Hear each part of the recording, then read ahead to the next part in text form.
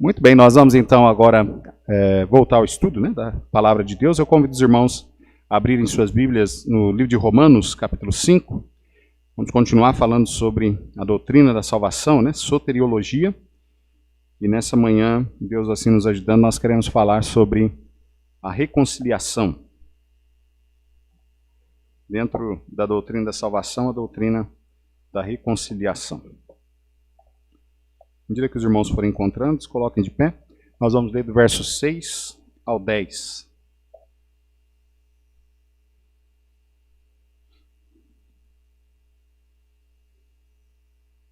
Romanos 5, 6 ao 10. A palavra de Deus nos diz assim: Porque Cristo, estando nós ainda fracos, morreu a seu tempo pelos ímpios, porque apenas alguém morrerá por um justo, pois poderá ser que pelo bom alguém ouse morrer. Mas Deus prova o seu amor para conosco, em que Cristo morreu por nós, sendo nós ainda pecadores. Logo muito mais agora, tendo sido justificado pelo seu sangue, seremos por ele salvos da ira. Porque se nós, sendo inimigos, fomos reconciliados com Deus pela morte de seu Filho, muito mais, tendo sido já reconciliados, seremos salvos pela sua vida. Vamos orar. Santíssimo Deus, eterno Pai, Senhor, nós te agradecemos pelas bênçãos que o Senhor tem nos dado, ó Pai, que são muitas, e agradecemos, ó Pai, pela maior de todas as bênçãos as quais o Senhor tem nos dado, que é a salvação por intermédio do teu Filho, nosso Senhor e Salvador Jesus Cristo. Ó Pai, nós somos imensamente gratos ao Senhor. Neste momento, ó Pai, nós queremos também pedir ao Senhor que o Senhor fale, ó Pai, aos nossos corações, por intermédio do estudo da tua palavra, nesta manhã. Que o Senhor use, ó Pai, esse miserável servo que sou, ó Pai, nas tuas mãos, para a honra e a glória, ó Pai, de teu santo e maravilhoso nome. E que cada um de nós, ó Pai, possamos sair daqui nesta manhã, tendo recebido realmente do pão que vem do Senhor, da tua palavra, que nós possamos sair daqui prontos também, não só a ter ouvido, ó Pai, mas também a praticar tudo quanto o Senhor vem nos dizer aqui. Ó Pai, nós te pedimos, no nome santo e bendito do nosso Senhor e Salvador Jesus Cristo, que vive e reina para todos sempre. Amém. Podeis sentar, irmãos? Então hoje veremos aí a doutrina da reconciliação. A definição dessa palavra, né, reconciliação, nas Escrituras, significa conformar-se com um modelo, né, ajustar-se ao modelo específico. Esse é o significado, né, da palavra nas Sagradas Escrituras. Então é conformar-se com um modelo ou ajustar-se a um modelo específico. Só para que a gente vá entendendo, né, essa questão da reconciliação, o texto aqui para nós já nos deixa bem claro, né, que nós, antes de entregarmos a nossa vida ao Senhor Jesus Cristo, nós éramos inimigos de Deus. Nós vivíamos completamente contrário àquilo que era a vontade de Deus. Não havia nada em nós que pudesse fazer-nos, né, mudar essa situação, assim como também, ainda hoje, né, não há nada no homem perdido que faça com que essa situação seja mudada. Somente Cristo Jesus é quem pode mudar essa situação. Amém, irmãos? Então, olha comigo mais uma vez aí o verso 10 do nosso texto, que diz assim: Porque se nós, sendo inimigos, fomos reconciliados com Deus pela morte de seu Filho, muito mais tendo sido já reconciliados, seremos salvos pela sua vida. Então, veja que a única coisa que pôde, né, reconciliar o homem perdido com Deus foi justamente o fato de Cristo Jesus ter vindo, né, este mundo aqui, morrido ali naquela cruz por nós, e é isso que nós vamos estar vendo aqui nesta noite. Então a reconciliação, esta amizade novamente, né, que pôde ser obtida através do nosso Senhor e Salvador Jesus Cristo. Nós vemos aqui em Romanos capítulo 5, versículos 6 a 10, nós vemos aqui a necessidade, né, desta reconciliação, de ter havido esta reconciliação do homem com Deus. Então, nós vamos ver aqui a necessidade, quais as necessidades, né, e também por que nós não ajustamos aos padrões, né, de Deus evidentes. Veja que o texto diz que nós não poderíamos também jamais, né, termos feito esta reconciliação por nós mesmos, porque não havia, vamos dizer, compatibilidade, né? Deus, um ser completamente santo, como a palavra de Deus nos diz, né? Ele é santo, santo, santo, E nós, que éramos pecadores, né? Homens caídos no pecado, entregues realmente ao pecado, então jamais poderia haver uma compatibilidade. Até para a gente conseguir exemplificar um pouco melhor isso, a questão assim, normalmente as pessoas que você tem amizade são aquelas pessoas que, de repente, os pensamentos batem um pouco mais, né? Normalmente aquelas pessoas que são muito diferentes de nós, que divergem muito de nós, essas pessoas a gente não tem tanta amizade. Não quer dizer que os nossos amigos não vão ter divergência de pensamento, né? Mas eles têm de haver uma certa semelhança no pensar para que se tornem, né, amigos. Com Deus, a questão aí era santificação, era santidade. O pecado nos separou, né, do nosso Deus, como a palavra de Deus mesmo diz lá em Romanos 3:23, os irmãos bem conhecem, né? Que todos pecaram e destituídos estão da glória de Deus, ou seja, separados eles estão da glória de Deus. E aí fica complicado, porque o homem, a questão da santidade do homem, a visão do homem sobre o ser santo, ela é muito limitada. Quando nós olhamos, inclusive, para estas pessoas, né, que creem, por exemplo, na salvação, né, pelas suas próprias obras, que creem na segurança da salvação feita por eles mesmos, na questão de não pecar, né, de não cair em pecado, é porque estas pessoas ainda não tiveram a compreensão correta do que é a santidade de Deus. Irmãos, por mais que de repente você olhe para alguém e fale assim, não, essa pessoa ela quer ser demasiadamente santa e ela põe padrões que ela não consegue e tal, mas quando você olha para Deus, é completamente diferente, porque é muito maior o padrão de santidade de Deus do que dos homens. É bem maior. Então nós temos uma dificuldade tremenda.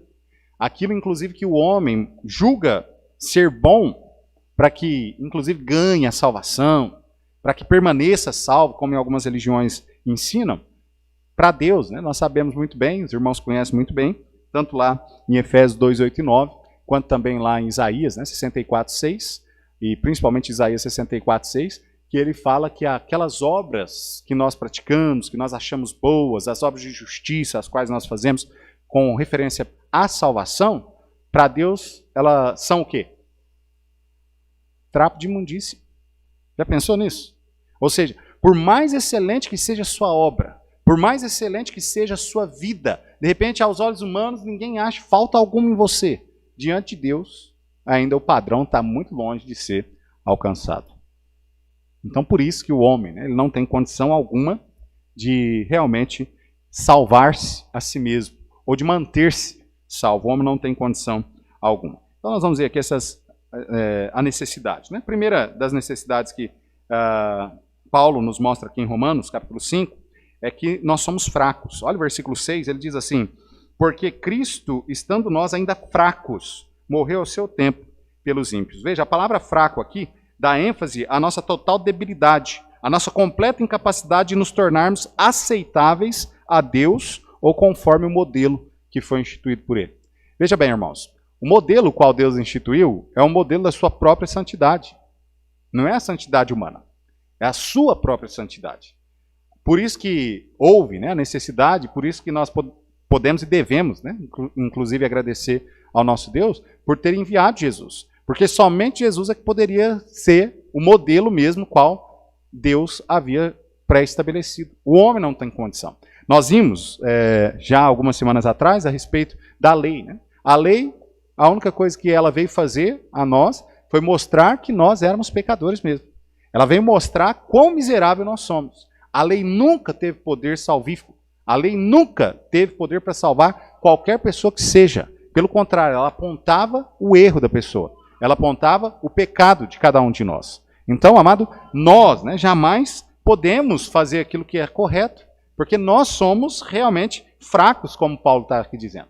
Não há em nós força alguma para que nós consigamos viver corretamente. Pode ver, quantos aqui são salvos? Levanta a mão. Que benção. Agora, quantos aqui não pecou essa semana? Levanta a mão. Vai, ninguém? Eu sempre faço, o Adriel não pecou, não. Miguel, né? Tá lá de mão levantada. Você também pecou, rapazinho, né? E muito. Miguel já tá com 2 anos, gente. Já tá pecando muito já, né? Ele ainda não tem muita noção, não, mas a gente vê o pecado na vida dele aí constante também. Não é diferente, não, né? De nós. Mas veja, irmãos. Miguelzinho ali, né? Olha só. E normalmente o ser humano é assim mesmo, né? De criança é assim, né? Ah, você tem pecado? Não, não tem não, né? Tem não. É desse jeito. A gente sempre se julga muito bom, né? Perfeito demais. Tá aí o Miguelzinho. Se não fosse seu pai que estivesse pregando, dava até para passar, né, Miguel? Mas eu te conheço muito bem. Mas veja bem, irmãos, a questão é essa, né? Todos nós somos pecadores. Nós não conseguimos viver sem pecado. Nós vamos sair daqui do culto, né? Hoje de manhã, por volta aí das 10h15, 10h30. E eu desafio os irmãos até às 19h30, quando nós vamos voltar para o próximo culto, a não pecar. Quero ver quem é que vai conseguir. Sabe aquela questão, né? Que às vezes a gente olha na questão do pecado e olha só como é diferente a nossa visão da visão de Deus. Na questão do pecado, de santificação. A gente olha, por exemplo, uma pessoa que matou alguém, né? Um assassino. A gente olha aquele assassino e a gente fala, não, olha, esse aí realmente merece morrer. Até recentemente tivemos aí aquela questão, né? Ficou famosa aí durante alguns dias na televisão, do Lázaro, né? Lázaro. Matou, acho que uma família, já tinha cometido alguns crimes e tal. E a polícia acabou cercando ele lá e eles feriram 125 tiros, né? 38 parece que pegou nele, se eu entendi bem. Eu não acompanhei muito bem a história, né? Mas veja bem, irmãos, a gente olha esse tipo de pessoa, a gente fala assim, essa pessoa tem que morrer mesmo, porque olha o pecado que ela cometeu, né? Matou uma família. E nem vou falar aqui sobre essa questão, né? Se ela deveria morrer ou não. Não vou entrar nessa questão, mas estamos falando sobre o julgamento. Mas quando, por exemplo, alguém fala mal de alguém, essa pessoa deve morrer também? O que vocês acham? Quem que merece mais a morte? Lázaro que matou uma família lá, ou uma pessoa que falou mal de alguém? Quem merece mais ser morto aí? Pode falar, gente, vai lá.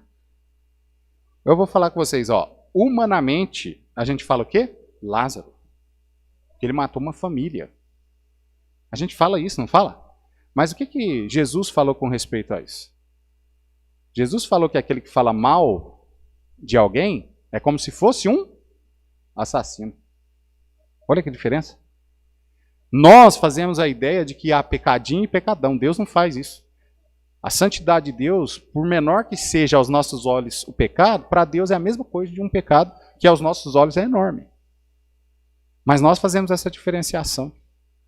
Ou seja, irmãos, nós, né, que falamos mal de alguém, nós deveríamos também morrer. Olha só, a santidade de Deus, o juízo, né, de Deus, como é bem diferente do juízo que nós fazemos das pessoas que estão à nossa volta. Até mesmo porque nós somos parciais no julgamento. Não é assim? Você não julga nenhum ato que você comete de pecado, nenhum pecado que você comete, você não julga nenhum com a morte. Mas quando você olha para as pessoas à sua volta, você olha os pecados das pessoas e você quer julgá-la com a morte. Olha só. Só que você tem que lembrar, né? Com a mesma medida que você está medindo,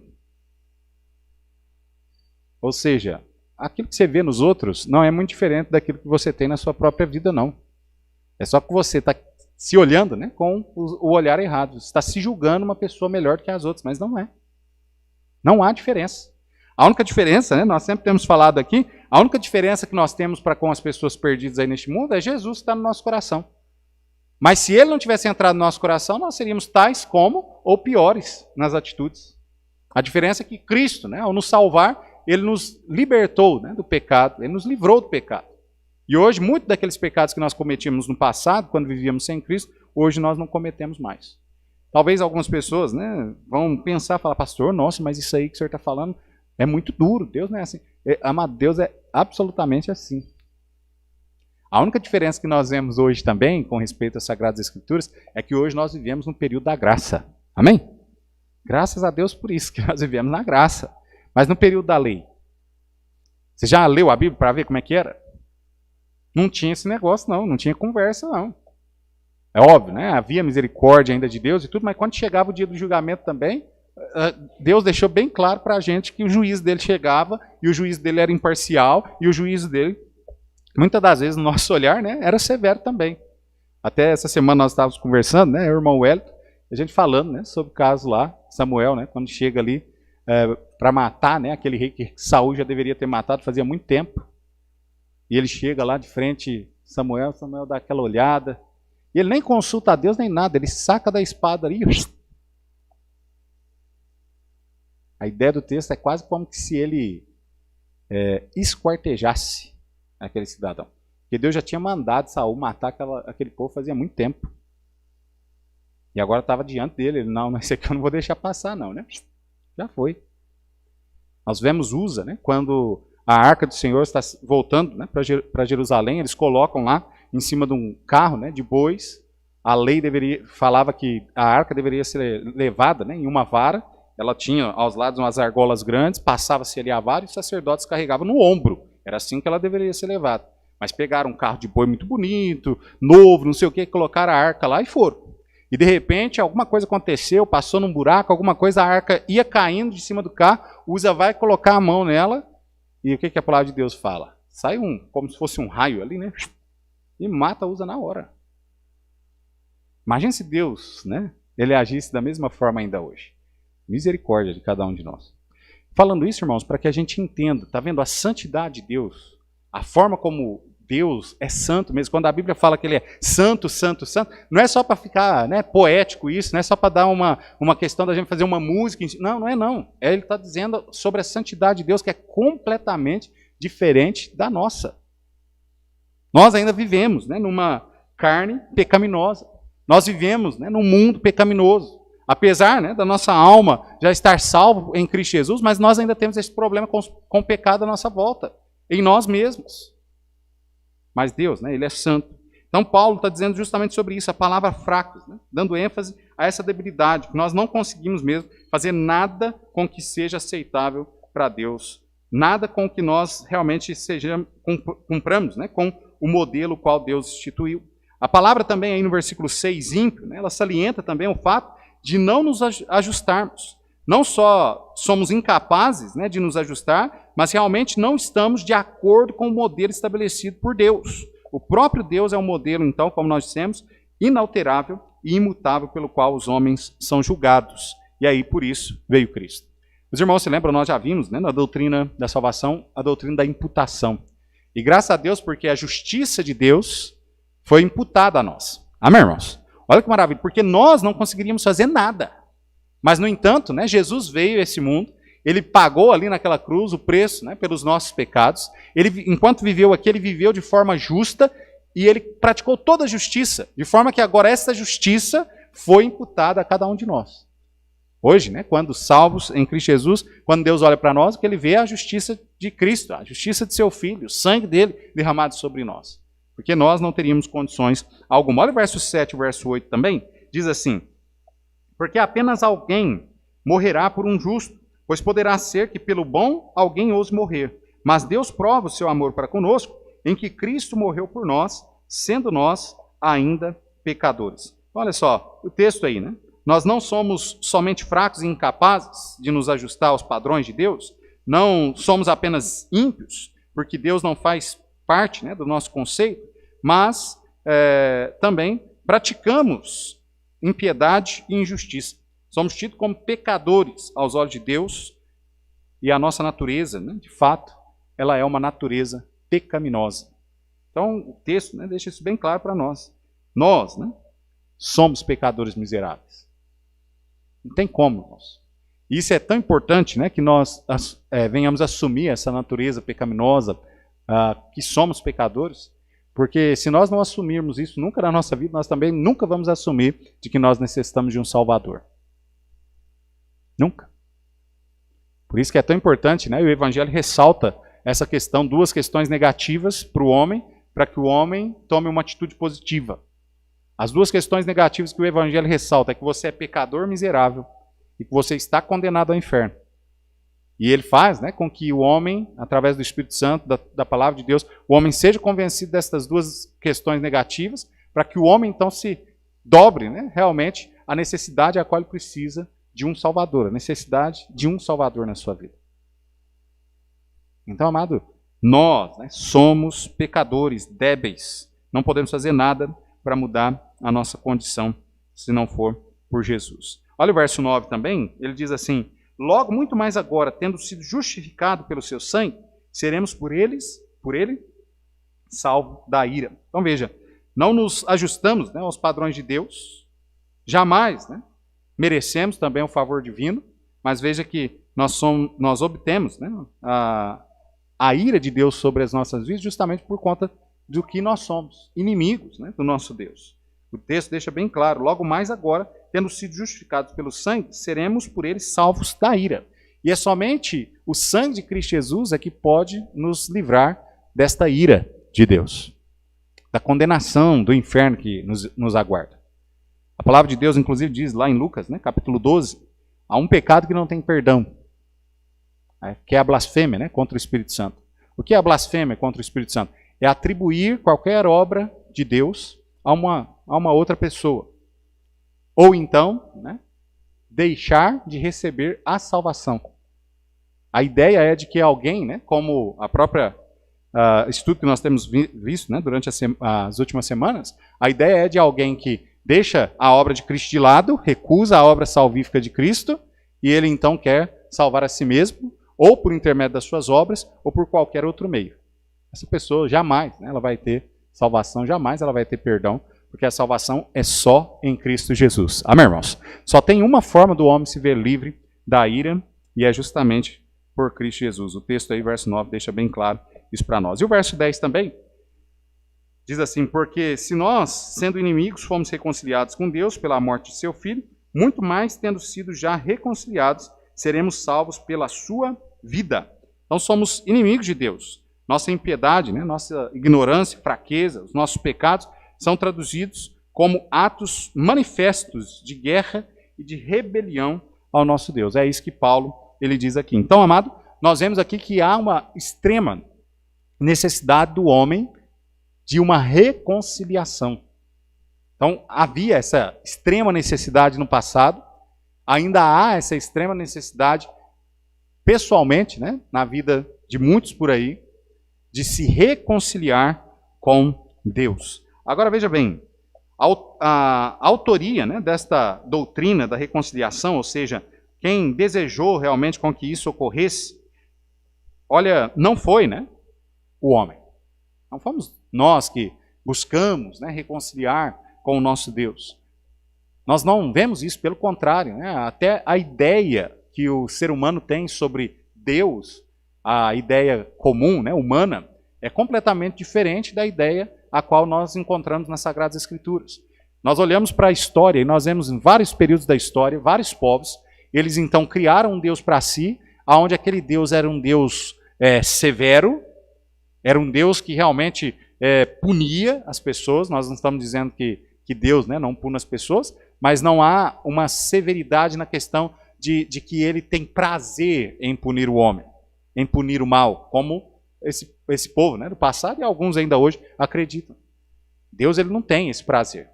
Ainda que a ira dele está sobre o homem que rejeita seu filho, o homem que continua, né, querendo viver no pecado, continua querendo viver, né, para Satanás, mas, no entanto, Deus não tem prazer em puni-lo. Não é isso que a palavra de Deus nos diz, inclusive com respeito à condenação, né? Que Deus não tem prazer na morte do ímpio, mas sim em que ele se converta. A ideia aqui é justamente essa. Então veja, a ideia humana que se tem sobre um Deus é que ele é severo. Quando nós olhamos, por exemplo, a história, né, lá de Elias, né, quando ali ele vai faz aquela disputa, né, com os profetas de Baal, a gente vê justamente isso ocorrendo. Porque ali aqueles homens achavam e eles adoravam, né, Baal, aquele Deus formado pela mente deles, e que era um Deus que precisava realmente deles mostrar sofrimento e tudo para que ele se alegrasse e pudesse cumprir aquilo que eles estavam pedindo ali. Até Elias, né, zomba deles, fala, grita mais alto, pode ser que ele está dormindo, né, um Deus, mas pode ser que está dormindo. Pode ser que está culpado com alguma outra coisa. E o texto diz que aqueles homens ali, eles se cortavam, eles clamavam cada vez mais alto para que Baal respondesse eles. A ideia que se tinha era sobre um Deus assim. Agora, quando nós olhamos para a Bíblia, irmãos, a mente humana jamais seria capaz de criar um Deus tal como o Deus que nós temos na palavra de Deus. Veja, o Deus que nós conhecemos, biblicamente, ele é santo, como nós dissemos. Amém, irmãos? Ele é santo, ele não tem prazer no pecado.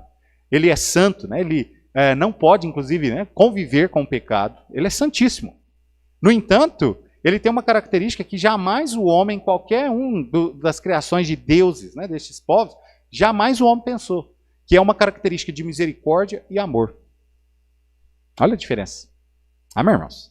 A diferença, né, grande do nosso Deus. Mesmo ele sendo santo, mesmo ele sendo justo, no entanto, a sua misericórdia, a sua graça, ele olha para nós e ele vê em nós, sim, né? Nós somos pecadores, miseráveis, mas ele olha para nós com um olhar de misericórdia e de graça.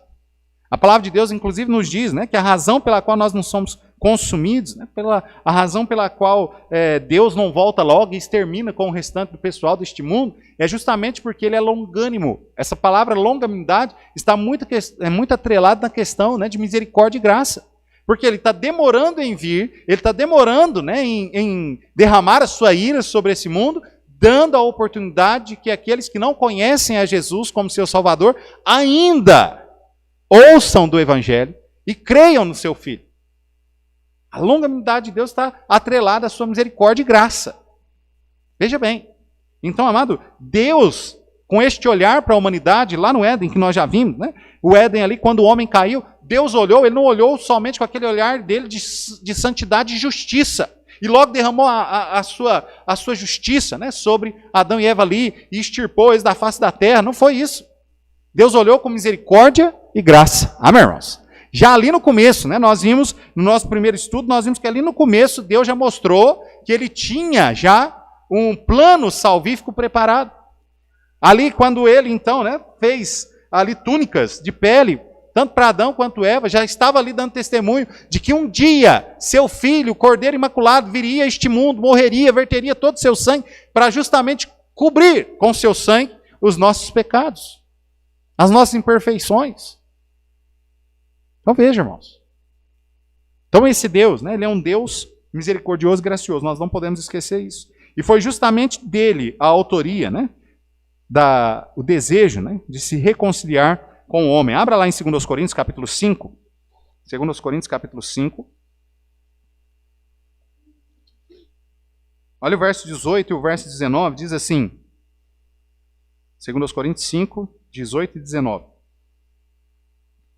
A palavra de Deus diz assim: e tudo isso provém de Deus, que nos reconciliou consigo mesmo por Jesus Cristo, e nos deu o ministério da reconciliação. Isto é, Deus estava em Cristo, reconciliando consigo o mundo, não lhes imputando os seus pecados, e pôs em nós a palavra da reconciliação. Então veja, a autoria da reconciliação, né, desse projeto da reconciliação, desta doutrina da reconciliação, é justamente Deus. Foi Deus quem reconciliou o mundo consigo mesmo. Foi Deus. Lá no princípio de tudo, né? Antes dele formar o homem, ele já havia ali criado, arquitetado este plano de reconciliação. Ele já sabia que o homem escolheria o pecado, ele já sabia que o homem estaria condenado ao inferno, e ele já arquitetou tudo isso, organizou tudo isso para que então ele pudesse vir, né? E vir buscar o homem, reconciliar o homem consigo mesmo. E ele fez isso, irmãos, nós sabemos muito bem. Foi por conta do amor que ele teve para conosco. Amém? Lá em Romanos 5, né, versículo 8, diz: mas Deus prova o seu amor para conosco em que Cristo Jesus morreu por nós, sendo nós ainda pecadores. A prova que Deus nos ama é justamente essa. De que Ele deu a sua vida por nós. Ao contrário, né, de executar a sua justiça através da sua santidade, e extirpar a raça humana desse mundo, criar um outro ser para ficar vivendo aqui, para louvá-lo. Ao contrário de tudo isso, ele resolveu nos amar. Ele resolveu agregar valor naquilo, né, que não tinha valor. Às vezes a gente quer se valorizar tanto, não é assim? O ser humano tem a mania de se autovalorizar. E ele se esquece de que ele é nada mais, nada menos do que barro, pó. É isso que nós somos. É isso que nós somos. Agora veja bem, Deus olhou para nós, mesmo sendo seres insignificantes, sendo barro, sendo pó. Diante de Deus nós não éramos nada. E no entanto, mesmo assim, Ele agregou, né, o valor a nós. Ele nos amou a ponto de dar a sua vida. Lá em João 3,16, né, também um texto bem conhecido, mostra isso, né, porque Deus amou o mundo de tal maneira que Ele deu o seu Filho unigênito para que todo aquele que nele crê não pereça, mas tenha a vida eterna. A ideia, mais uma vez, né, do amor de Deus, Ele então ter enviado seu Filho para reconciliar-nos com Ele mesmo. Então Deus não se reconciliou, né, com o mundo, mas o mundo, nós, fomos reconciliados com Ele através do Senhor Jesus Cristo. Lembra o que é o significado da reconciliação? É moldar-se, né, e tomar a forma daquilo que é o modelo. Então Jesus, quando Ele veio ao mundo, Ele não se moldou com o mundo. Amém, irmãos? Não se moldou. Amém, irmão? Ele não se moldou com o mundo. Ele veio e viveu completamente diferente. Era um outro modelo. Até na questão religiosa, lembra? Ele veio e os judaizantes ali, né, eles ficaram olhando e parece que tudo que Jesus estava fazendo ali, eles estavam justamente apontando o erro para a religião judaica naquele tempo. Ele estava buscando, né? Ele veio um modelo realmente que estava condizente com aquilo que era o desejo de Deus o Pai, em todas as áreas. Ele não se moldou com o mundo. Então, através de Cristo Jesus, né, é que nós também fomos moldados, reconciliados com Deus. Amém, irmãos? Com Deus. A ideia, né, também que devemos ter, né, na nossa vida é justamente essa ideia de que nós, como cristãos, salvos, lavados pelo sangue de Cristo Jesus, nós não podemos nos moldar também com o mundo. Amém, irmãos? Assim como Cristo viveu nesta vida completamente diferente, né, fora daquilo que era o normal do mundo, assim o cristão também deve viver, porque ele deve se moldar com Cristo. Amém, irmãos? O modelo correto, o qual Deus nos deu como padrão aí para vivermos. Então, amado, a autoria, né, deste projeto da reconciliação veio do próprio Deus. Ele, né, foi quem mandou, né, executar isso e executou através do agente. O agente é justamente Cristo Jesus. Né? Nós vemos aí no verso 19 do nosso texto, de 2 Coríntios 5, dizendo isto Deus estava em Cristo, reconciliando consigo o mundo, não lhes imputando os seus pecados, e pôs em nós a palavra da reconciliação. Olha o verso 21 também, que diz assim: aquele que não conheceu o pecado, o fez pecado por nós, para que nele fôssemos feito justiça sua. Então veja que o agente aí, né, foi o Senhor Jesus Cristo. E essa reconciliação, irmão, só se deu, só é feita através de Cristo mesmo, como nós já dissemos. Lá em João capítulo 3, o versículo 17, nós vemos, né, a palavra de Deus mostrando isso.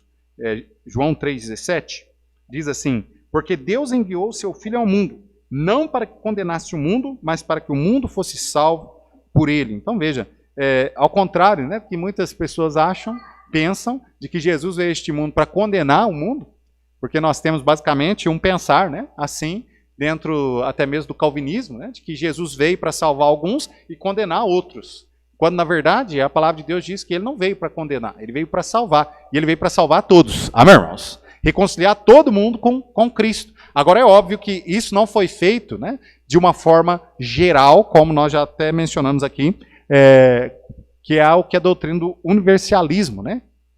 Crê que todos os homens são salvos, vão morrer e vão para o céu. Porque nós não conseguimos encontrar isso, inclusive, nas Sagradas Escrituras. A palavra de Deus deixa bem claro que uns vão para o céu, né, vão para a vida eterna, e outros vão para o inferno, a perdição eterna. A Bíblia deixa bem claro isso. Só que a Bíblia deixa bem claro também que isso não é Deus que fez assim, não, esses vão para o céu e esses vão para o inferno. O que Deus fez, Ele deu condição de que todos os homens creiam. Amém, irmãos?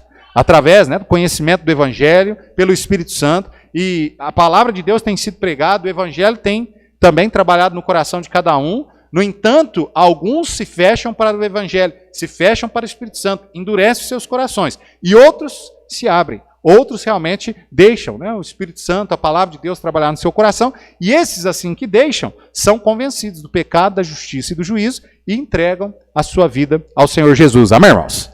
Mas veja, Deus dá oportunidade para todos, através de Cristo Jesus. Amém? A oportunidade está com todos. Também, esta reconciliação é obtida também através da morte, né, do nosso Senhor e Salvador Jesus Cristo. Lá em Romanos 5, versículo 10, que nós lemos ainda há pouco. Romanos 5, 10, que diz, né? Fomos reconciliados com Deus pela morte de seu filho, muito mais tendo sido reconciliados, seremos salvos pela sua vida. Ou seja, Jesus, né, através da obra da sua morte na cruz, foi que ele também nos reconciliou com o Pai. Então foi através da pessoa de Jesus, da morte, né, de Jesus. Então, através da morte de Cristo, abriu-se ali a oportunidade para a reconciliação, a porta da reconciliação. O mundo pode ser salvo agora por Cristo Jesus. Nós fomos salvos por Cristo Jesus. Amém, irmãos? Na morte na cruz, Jesus ali estava, né, reconciliando o mundo com Deus. Ali ele estava fazendo justamente isso, reconciliando o mundo com Deus. Ele agora, né, através da sua morte, ele tem poder de todos aqueles que creem no seu sacrifício, de todos aqueles que professam, né, a Cristo como seu único suficiente Salvador, de reconciliar esses com Deus, o Pai. Então, essa reconciliação também, em terceiro lugar, ela é feita pela cruz. Né? Olha lá comigo em Efésios, capítulo 2, versículo 16. Vamos lá rapidinho, nós estamos terminando, irmãos. Efésios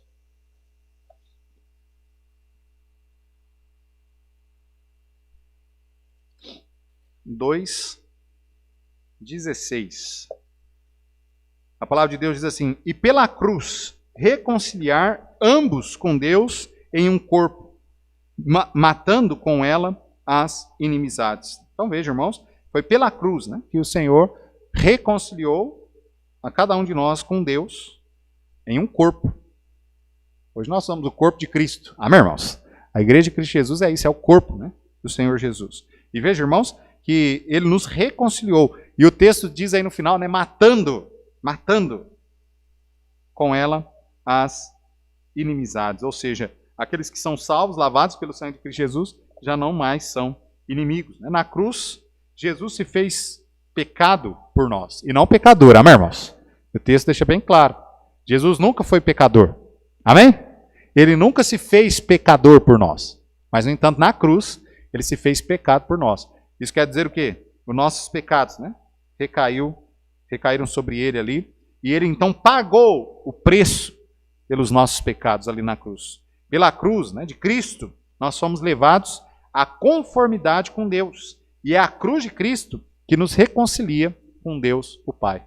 Esta conformidade, né, que nós falamos aqui é justamente aquela questão da imputação. Né?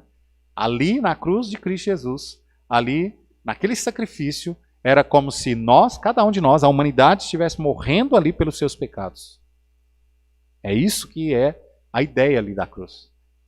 Os nossos pecados, né, não foram pagos por nós, mas foram pagos pelo próprio Cristo, reconciliando-nos com Deus.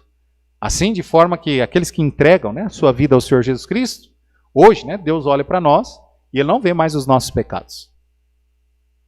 Não há mais um juízo de Deus, um juízo que eu digo condenatório, para aqueles que estão em Cristo Jesus. Por quê? Deus olha em nós e Ele não vê pecado algum. Não há nada, né, que nos condena mais. Não há nada que nós devemos pagar. Não há nada mais. O que Ele olha para nós, Ele vê é o sangue de Cristo Jesus. Amém, irmãos? Então, amado, todos os nossos pecados, né, foram pagos. A nossa morada agora, né, é certa e ela é o céu. Amém, irmãos? É o céu. Então, amado, isso porque Jesus veio a este mundo a fim de reconciliar a humanidade com Deus. Então é a cruz, né, que nos reconciliou com Deus. Também essa reconciliação é feita pelo sangue de Cristo, pelo sangue do nosso Senhor Jesus Cristo. Então olha lá mais uma vez Romanos 5, agora o verso 11, né, ele diz assim: e não somente isto, mas também nos gloriamos em Deus, por nosso Senhor Jesus Cristo, pelo qual agora alcançamos a reconciliação. Então veja, irmãos, aqui, né, através do sangue dele derramado, nós alcançamos a reconciliação. Paulo deixa bem claro aí no versículo 11 sobre esta reconciliação que vem por conta, né, de Cristo Jesus. Então veja, as palavras aqui, reconciliação ou expiação, que nós encontramos, né, nesses textos dos quais nós lemos, era empregada, né, no Velho Testamento, justamente na ideia ali de que o sumo sacerdote, ele entrava ali no Santo dos Santos. Irmãos se lembram disso? A gente consegue identificar isso lá no livro de Levítico, né? E que o sumo sacerdote, ele entrava ali no Santo dos Santos, e ele entrava com o sangue daquele animal que foi sacrificado. E então ele levava até o Santo dos Santos, para ali então ele espargir, né, ele espalhar ali aquele sangue sobre o propiciatório. Assim era feito, né, a propiciação pelos pecados. Mas lembra, né, nós vimos isso também já lá no livro de Hebreus, onde a palavra de Deus ali diz que esse sangue, né, jamais teve poder para purificar, jamais teve poder, né, para salvar, mas no entanto era justamente uma visão daquilo que viria a ocorrer no futuro, que seria o próprio Cristo derramar o seu sangue, oferecer, né, como o escritor de Hebreus diz, de uma só vez o sacrifício pelos nossos pecados, espargindo, né, o seu sangue naquilo que é o propiciatório, né, no céu mesmo. E assim, amado, já não precisa mais de haver nenhum tipo mais de derramamento de sangue. O sangue de Cristo foi suficiente. Amém, irmãos? O sangue de Cristo foi suficiente para perdoar os nossos pecados, para nos salvar. Abra lá em Hebreus capítulo 9, versículo 22. Vamos lá, só para a gente ir. Hebreus 9, 22.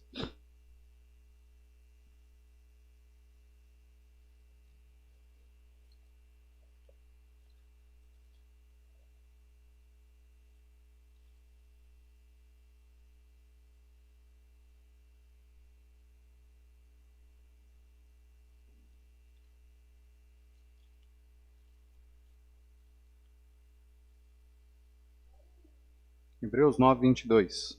Diz assim: E quase todas as coisas, segundo a lei, se purificam com sangue, e sem derramamento de sangue não há remissão. Né? Então, era o que necessitava naquela época e também o que foi necessário para que hoje também nós pudéssemos ter a salvação. Então, sem derramamento de sangue, não havia remissão de pecados. Sem que Cristo, né, viesse a esse mundo para derramar ali, verter o seu sangue por nós naquela cruz, também não haveria remissão para nós. Ou seja, não haveria perdão dos pecados. Nós ainda estaríamos condenados, né? Nós ainda seríamos inimigos de Deus. Mas, no entanto, graças a Deus por Cristo Jesus. Amém, irmãos? Hoje nós somos reconciliados com Deus através do nosso Senhor Jesus Cristo, do sangue dele que foi derramado ali. E por fim, irmãos, essa reconciliação é feita, né, na identificação de Cristo com o pecador. Cristo Jesus, né, tomou o nosso lugar. Abra lá 2 Coríntios, capítulo 5, mais uma vez. 2 Coríntios, capítulo 5.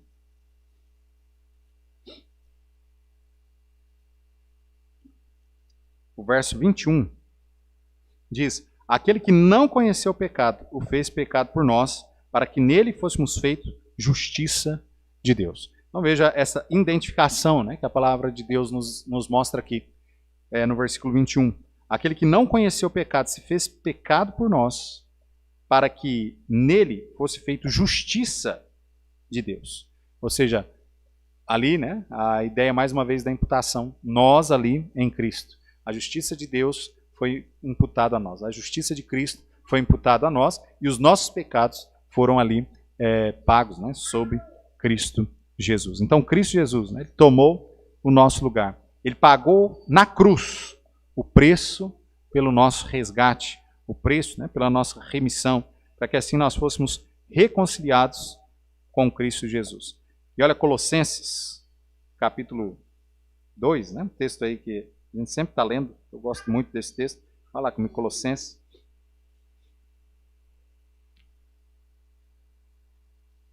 Colossenses 2, 13 e 14, né? Que diz: E quando vós estáveis mortos nos pecados e na incircuncisão da vossa carne, vos vivificou juntamente com ele, perdoando-vos todas. Olha que bom essa palavra, né? Todas as ofensas, passadas, presentes e futuras. Amém, irmãos? Quantos aqui acreditam que lá em Cristo Jesus foi pago todos? Ele perdoou todos os nossos pecados. Amém. Ou seja, se ele pagou todos os pecados, não temos condição alguma de perder a salvação por algum pecado que nós pratiquemos.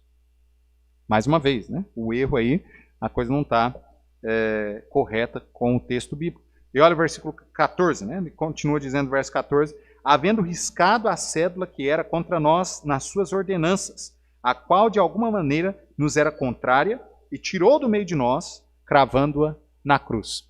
A ideia, antigamente, né, o pessoal mais novo aí nem sabe o que é isso, né? Hoje é tudo na base do cartão, né? Mas antigamente aí o pessoal um pouco mais velho aí vai lembrar disso. Quem tinha conta, né, lá na merceariazinha da esquina, tinha de repente conta numa loja, E na época não tinha cartão, né? Ou era cheque, ou fazia-se o crediário. Lembra do crediário? Em algumas lojas o crediário era mais ou menos assim, ó. Escrevia lá o nome da pessoa, o que ela comprou, quanto que ela está devendo, e pronto, esperava essa pessoa pagar. Quando essa pessoa chegava lá e pagava a dívida, né? O que se fazia com a cardenetinha? Pegava lá, abria a cardenetinha, pegava o valor que ela pagou e riscava. Você não seria cobrado de novo por isso. Agora você foi pago a sua dívida. A ideia aqui é justamente essa, né? Que Paulo dá para nós aqui em Colossenses, sobre a questão dos nossos pecados. Veja, quando Cristo morreu naquela cruz, ele perdoou todos os nossos pecados, todas as nossas ofensas. E ali ele pegou a cédula, o texto diz que era contra nós, ou seja, aquilo que você devia, a sua cardenetinha, ele pegou aquilo lá e ele riscou aquilo. De forma que agora você não deve mais nada mesmo. E o texto diz, né, que ele cravou na cruz, ou seja, Cristo pagou o preço que nós devíamos. Inclusive a ideia que as Sagradas Escrituras nos dá, né, sobre este pagar de dívida na língua original, é uma ideia que deve chamar muito a nossa atenção, que é a ideia mais ou menos assim, ó. É como se, de repente, né, seu filho, vamos supor, ele entrou na faculdade e você chegou lá para pagar a faculdade dele. De repente, a faculdade toda você iria pagar lá 60 mil reais.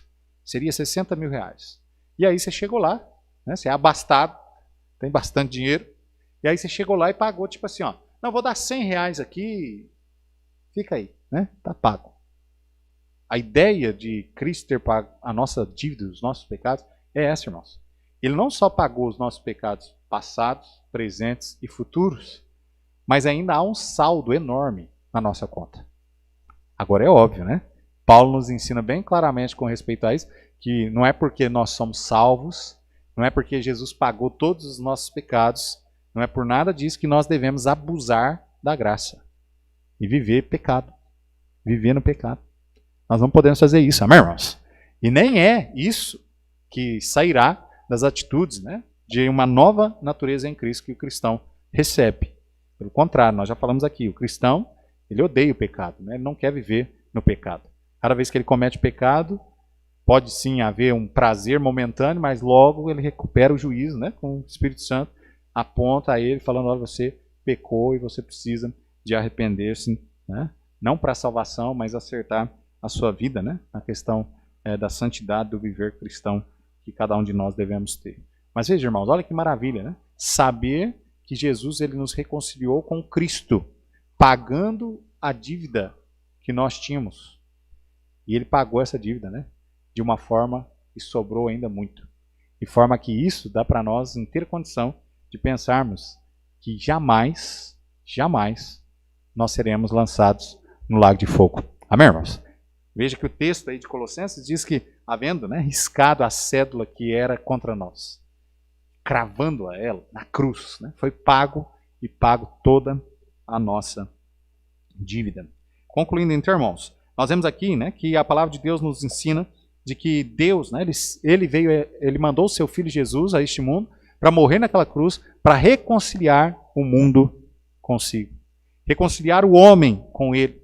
E obviamente, irmãos, só serão, né, reconciliados aqueles que realmente entregarem a sua vida ao Senhor Jesus Cristo. Recebê-lo como seu único e suficiente Salvador. Mas aqui em 2 Coríntios, abra aí nosso último texto, né, nós estamos terminando, 2 Coríntios capítulo 5, nós vemos aqui Paulo, né, mostrando sobre essa questão desta doutrina, né, da reconciliação, mas veja que Paulo também chama a atenção daqueles que já foram reconciliados já com Deus.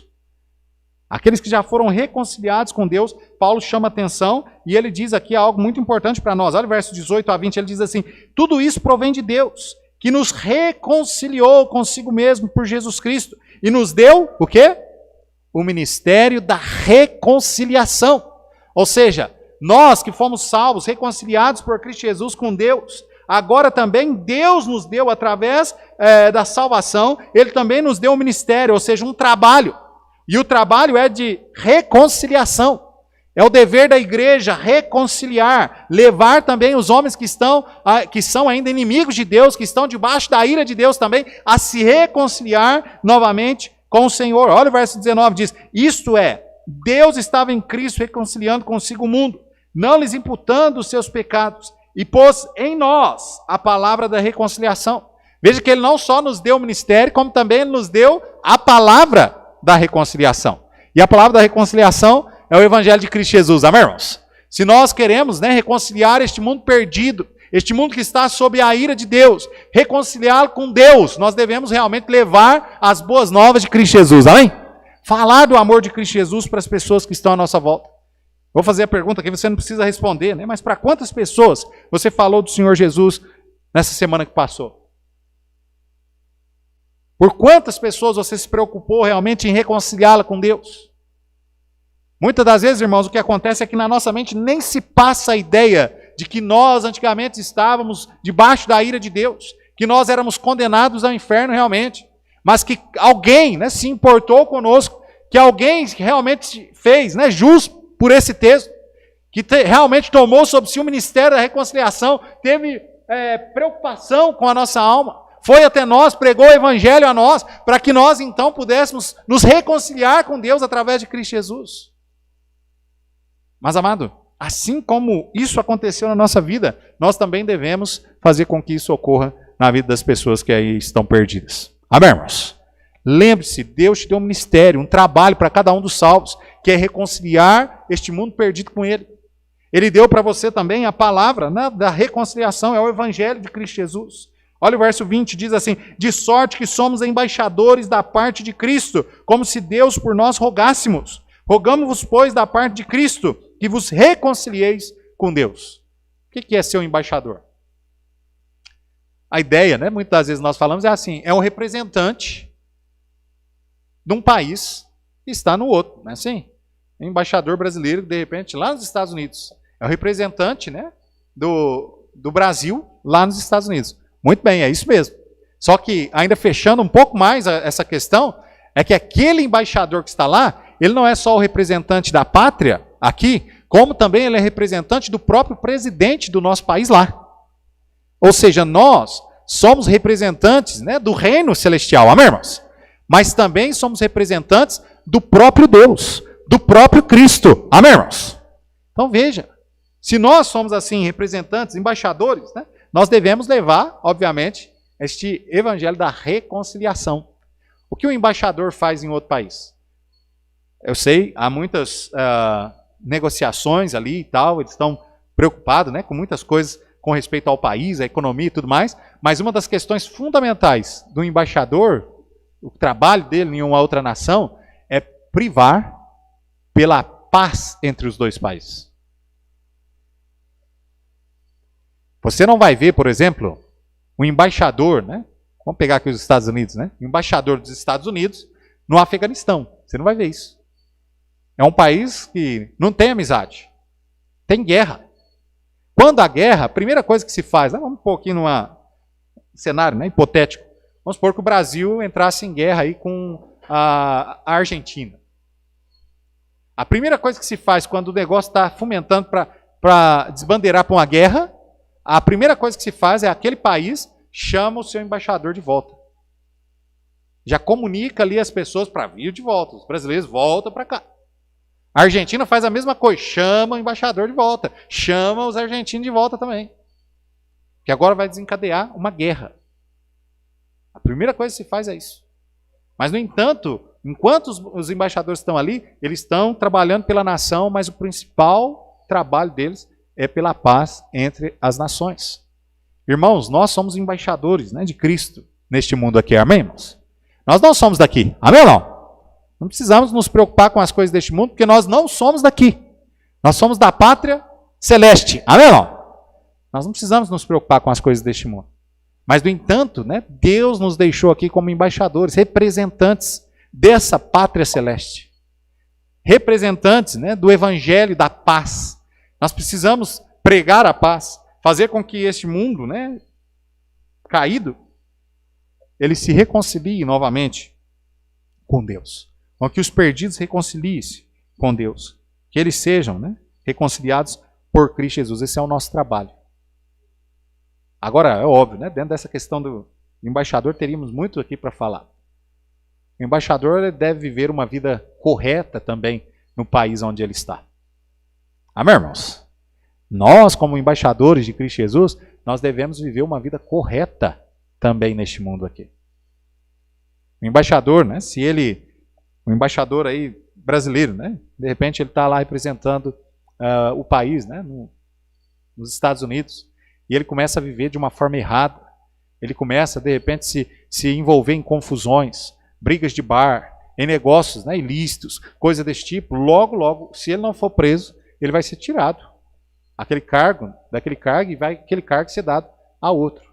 É óbvio, Cristo não faz isso conosco, né? Cristo não vai tirar a nossa salvação, como alguns dizem, mas, no entanto, amado, ele pode sim tirar a oportunidade que nós temos até mesmo de servir e passar para outros, sim.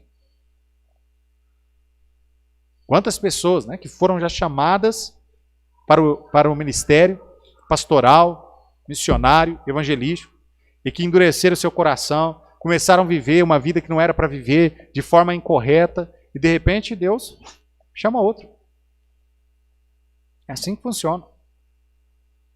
Mas tanto, né, aqueles que são chamados ao ministério pastoral, missionário, evangelístico, quanto também o membro comum da igreja, né, que também é chamado para missões na área do evangelismo, ambos devem viver uma vida correta diante da presença de Deus. Amém, irmãos?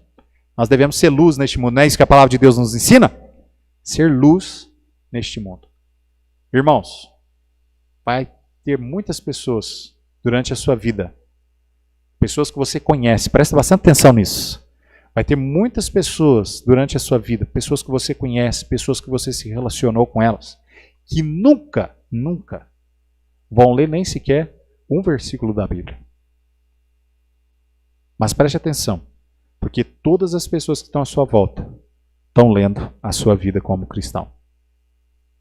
Ou seja, se você vive como um cristão, você pode ser luz para aquela pessoa. Ela pode verdadeiramente se interessar por Cristo Jesus. Ela pode ser salva, porque ela viu em você Cristo Jesus. Mas se você viveu uma vida podre, uma vida cheia de pecado, uma vida tal como as pessoas sem Deus vivem neste mundo, você não vai ser luz, você vai ser trevas. E aí, né, o que resta é um juízo.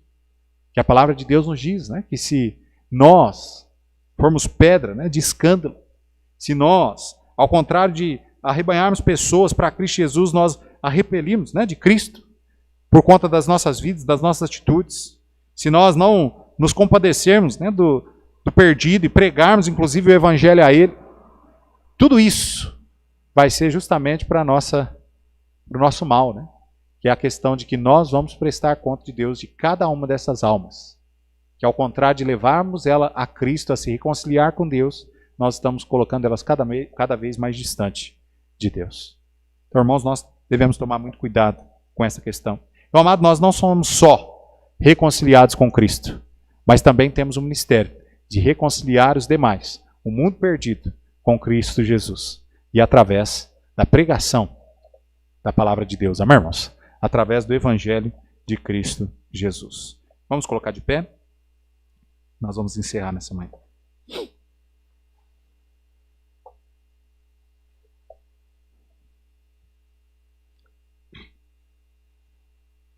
Oremos. Santíssimo Deus, eterno Pai, Senhor, nós te agradecemos por tudo quanto o Senhor nos permitiu fazer aqui nesta manhã. Agradecemos, ó Pai, pela tua palavra. Agradecemos, ó Pai, pela reconciliação que o Senhor, ó Pai, nos fez através de teu Filho Jesus. Obrigado, ó Pai, por o Senhor ter nos reconciliado novamente consigo mesmo. Nós que anteriormente éramos inimigos, ó Pai, do Senhor, estávamos realmente condenados ao inferno, mas através, ó Pai, do sangue do teu Filho, do sacrifício dele ali naquela cruz, o Senhor, ó Pai, deu a nós que cremos a salvação, deu a nós, ó Pai, novamente a reconciliação consigo mesmo. Ó Pai, nós somos imensamente gratos ao Senhor. Queremos, ó Pai, também suplicar ao Senhor, porque vimos também nesta manhã que não só o Senhor nos reconciliou com o Senhor, como o Senhor também nos deu um ministério de reconciliar os ímpios ainda, aqueles que caminham ainda sem Cristo, aqueles que são ainda inimigos do Senhor, ó Pai, reconciliá-los contigo, por meio do teu Filho Jesus.